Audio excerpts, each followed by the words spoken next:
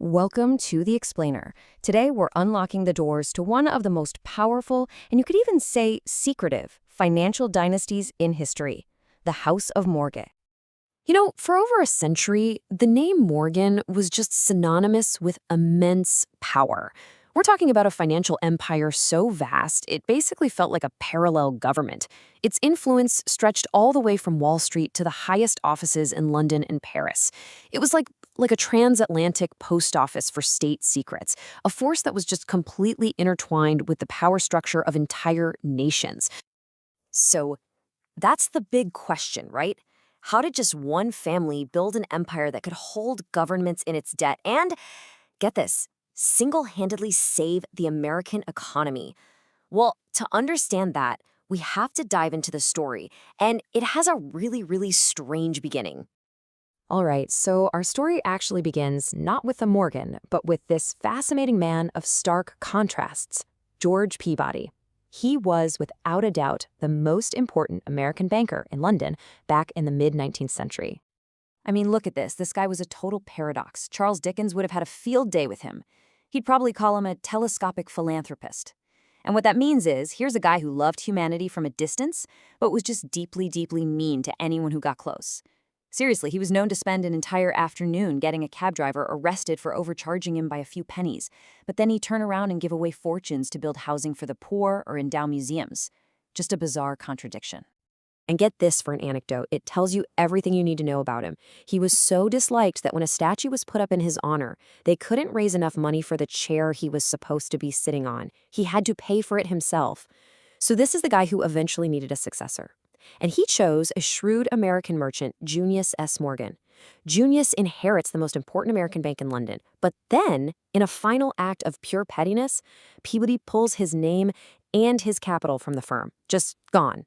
That forced Junius to rename it J.S. Morgan and Company. Okay, so now we've set the stage. Because the empire, the real empire, truly began with Junius's son, a man whose name would absolutely become legend, J. Pierpont Morgan. Now, Pierpont, he wasn't just a banker. He was an organizer, a force of nature who absolutely hated chaos.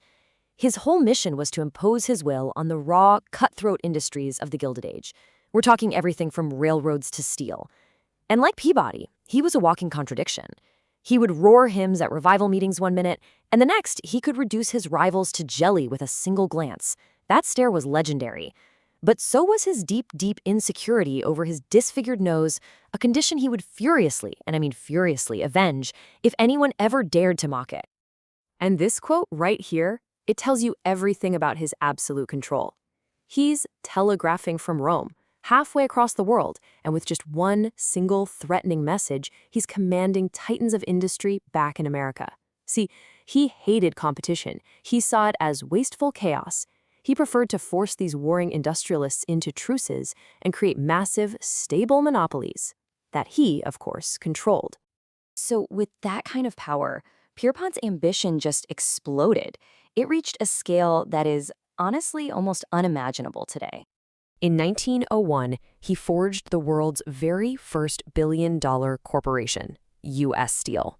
Now, you have to understand that valuation, $1.4 billion, was so immense that critics were screaming that half of it was just hot air and paper value. But guess what? It went on to dominate the industry for decades. It was the ultimate testament to Morgan's vision of consolidation over competition. But his truly defining moment, that came in 1907. See, back then, there was no Federal Reserve, no safety net, and the entire American financial system was on the absolute brink of collapse. So what happens? Pierpont Morgan, a private citizen, takes command. He literally summons the nation's most powerful bankers to his lavish library, locks the doors, and refuses to let them out until they all agreed to pledge their own personal fortunes to stop the panic.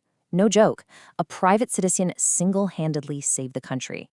So after Pierpont's death in 1913, the mantle passed to his son, Jack Morgan. Now, Jack was a much quieter, more private guy than his father, but he inherited an empire that was about to face a world spiraling into war and, later, a massive economic depression. Jack's first huge test was financing World War I, and this is before the U.S. even entered the war, mind you. The firm basically acted as the purchasing agent for Britain and France, and they arranged this loan. $500 million in 1915. It was a sum so vast, it absolutely dwarfed any bond issue his legendary father had ever managed. They were, effectively, funding the entire Allied war machine. But, the post-war years brought a whole new set of dangers. In 1920, an anarchist's bomb exploded right outside their headquarters, leaving these permanent pockmarks on the building's marble facade. And in a classic show of Morgan defiance, they were never repaired. They're still there today. Then, of course, came the crash of 1929, which unleashed a political firestorm that basically put the entire Morgan empire on trial. And during these incredibly tense congressional hearings, something unbelievable happens. A circus press agent, as a publicity stunt, puts a performer on the unsuspecting Jack Morgan's lap. And the photo made this intimidating, powerful banker suddenly look awkward and human. That one moment of public humiliation really symbolized the end of an era. It just shattered their whole mystique. For the very first time, the Morgans couldn't operate with that unquestioned authority hidden from public view. The curtain had well and truly been pulled back. And that political backlash, it had very, very real consequences. It led to a law that would forever change not just the House of Morgan, but all of American finance. So the government's answer was the Glass-Steagall Act. And the choice it presented was simple, and it was brutal. You could be a commercial bank, the kind that takes deposits from everyday people and businesses. Or you could be a high-flying Wall Street investment bank, underwriting stocks and bonds. But you absolutely could not be both anymore. The House of Morgan had a choice to make. And they couldn't choose, so they broke in two. J.P. Morgan & Co. decided to take the more stable, traditional path and remain a commercial bank. But the firm's top partners, including Pierpont's own grandson, Henry Morgan, just couldn't let that prestigious investment banking business die. So they left, and they formed a brand new company. You've probably heard of it, Morgan Stanley. So after all this, why does it matter? What's the big takeaway? Well, the Morgan dynasty didn't just get rich. They literally created the very structure of modern corporate America and international finance.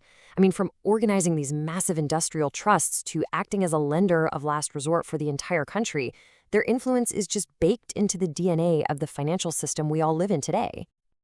And that really leaves us with a final question, doesn't it? The names on the door have changed, for sure. You've got J.P. Morgan Chase on one side, Morgan Stanley on the other. But that fundamental link between immense private capital and public power, that link that was forged in a Gilded Age library all those years ago, well, you have to wonder if it's really gone, or if it has just found a new name for itself. It remains one of the most compelling stories of our time.